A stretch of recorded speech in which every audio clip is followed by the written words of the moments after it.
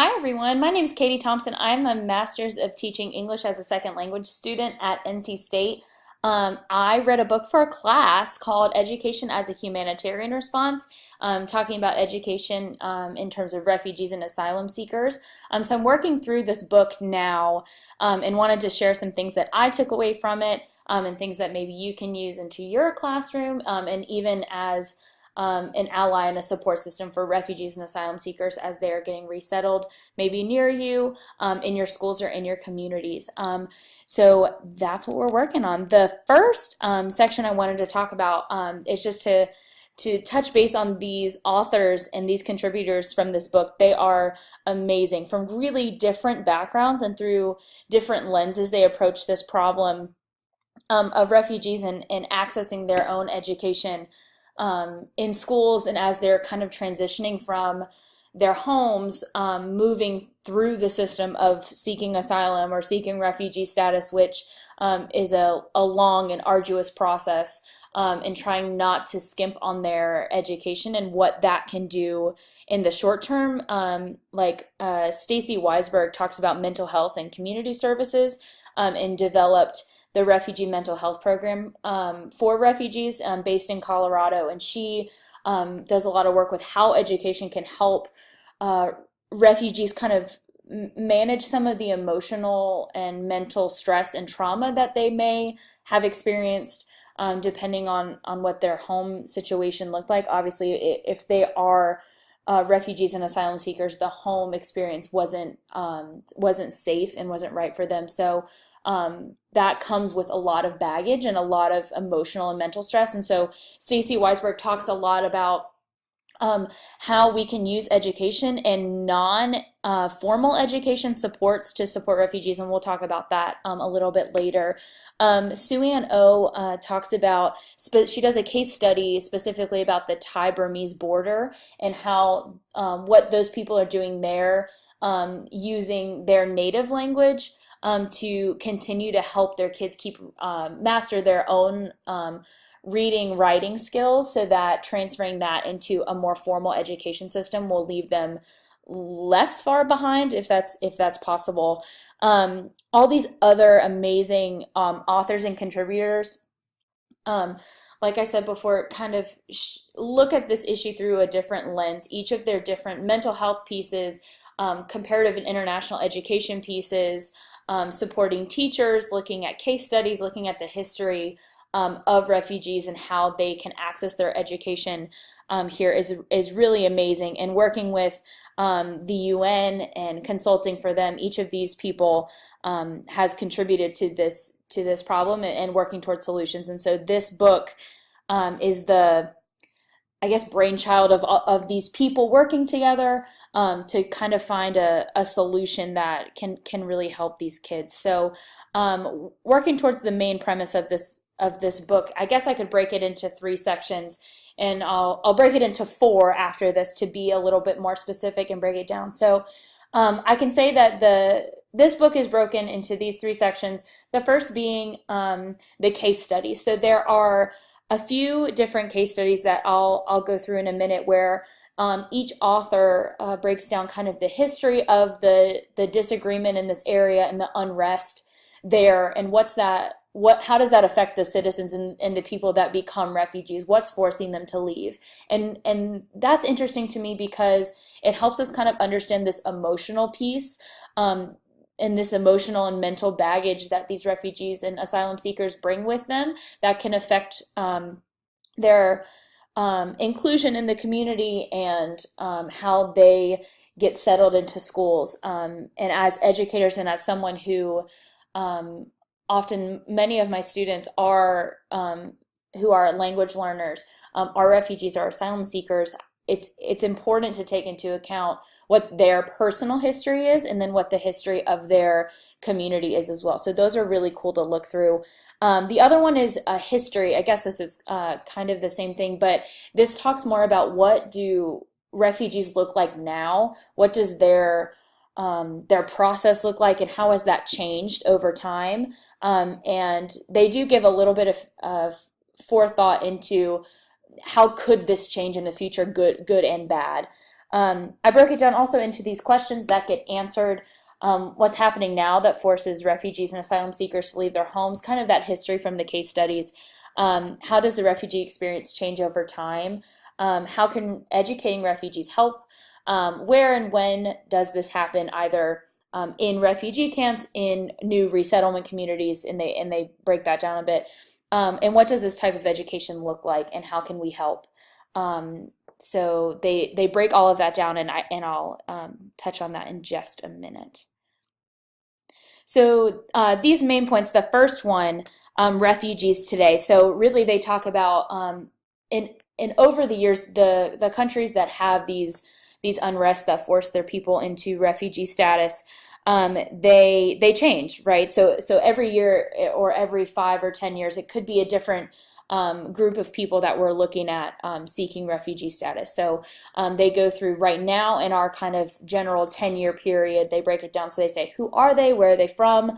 And then what does education as a response to emergency situations look like? In schools, in refugee camps, who's teaching? What are the challenges, and who's helping, and what are they doing? So what are the organizations involved? Save the Children, the UN, that kind of stuff. The next is are those case studies I mentioned before. And these were super interesting. There were 4 of them, and each kind of took a refugee crisis situation and talked about how they used education to support those people through that time. So the first one that they talked about was the North Korean students that were defecting from North Korea into the South, and so how did they get there? You know, that these kind of questions that we're answering, and then how were they supported once they got there? Also, the Thai-Burmese border and how those people are dealing with their education and what forced them there. The Palestinians in Lebanon, and then also this piece that was interesting. They did a case study in Kent in the United Kingdom, and they have an amazingly successful refugee resettlement program, and kind of detailing what are they doing, what are they trying that's working, and what's not working for their people, and what's the community doing to really step up and welcome these people in. Another piece that was really interesting was how they talked about non-formal education and how that supports refugees during resettlement. So this piece is kind of like the play theory of getting kids to kind of let loose a little bit as much as possible, playing with instruments, doing music, exercise, this kind of thing, to instead of having, down in the books, the more traditional type of education. So how does this physical education, moving around, playing, art therapy, music therapy, this kind of thing, how is that helping these kiddos in these situations? This next one, I took actually a title of a chapter from the book because I thought it really exemplified exactly what this chapter was talking about, and it's called 21st Century Learning, the Role of Community Cohesion in Refugee Education. That is, I think, the piece where I took the most away from how can I use these things that I now know about refugees in their travels and their movement about the world, and the processes they have to go through. How can I use that in my classroom to make sure that these kiddos feel accepted and feel like they are part of a community, and to try to start working through some of this trauma.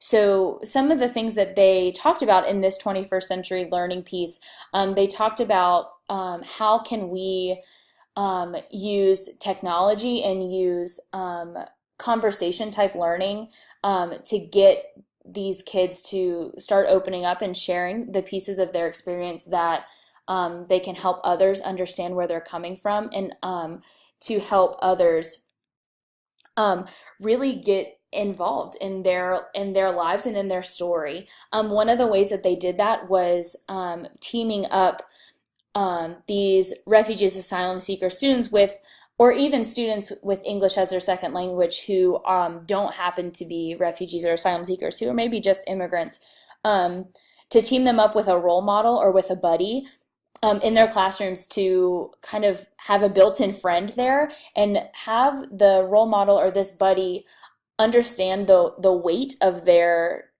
commitment and show them that the service that they're doing someone else is an amazing opportunity for them to learn about someone else and then also to help someone who is adjusting to this new life. It's a really amazing idea, and something I'll definitely take with me um, into my new schools. The second one I thought about while reading and that they shared was asking these students to journal, even in their own native language. Sometimes the getting students to write in English or another language, depending on where they are, maybe German or French, a language they're not comfortable with, can hinder some of that growth and some of that development because they're dealing with such deep frustration and hurt and confusion from their experiences. So having them work through some of that in whatever language makes the most sense to them, drawing and that kind of thing, just getting them to process some of the what they're going through in journal form, in art, is great. And I think it's an easy thing to get everyone in your class to do, is taking time every morning, English speakers and non-English speakers alike, to journal about their day, what are they feeling, and just having them know that no one's going to read it, and taking that time to do that as a group, I think is something I'll definitely take with me. I have one more piece, a takeaway that I read in that 21st century learning skills chapter by Megan McCorriston, and she writes about she does a lot of the mental health kind of piece of working with refugees and immigrants and asylum seekers. And this is the piece that she took from the research that she's done about refugees and about these resettlement communities. And so she says, the three common strands of community cohesion initiatives in education enable schools to realize positive achievement outcomes for refugees and asylum seeker pupils. In addition, these strands help refugees' families to access their children's education and thus better integrate into their local community. Those three main ideas are effective teaching and learning, equity and excellence, and engagement in extended services. A commitment to raising the bar in education for refugees and asylum seekers must involve change on the school level and within local communities. The duty to promote community cohesion identifies specific ways in which schools and local authorities can carry out these duties and, moreover, empower refugees to excel in education. So I think this is a charge and a call to action for independent schools, not even just school systems, but really just on the local level, to make these adjustments and to see these students as viable parts of the community that are supported and encouraged, and getting their families involved in the community as well. So I learned so much from this book, and if you want to hear more things, I have not quite enough time to talk about it, but if you want to hear more things, if you want to share your thoughts with me, I would love to hear from you. So send me an email, and we'll talk. So thanks.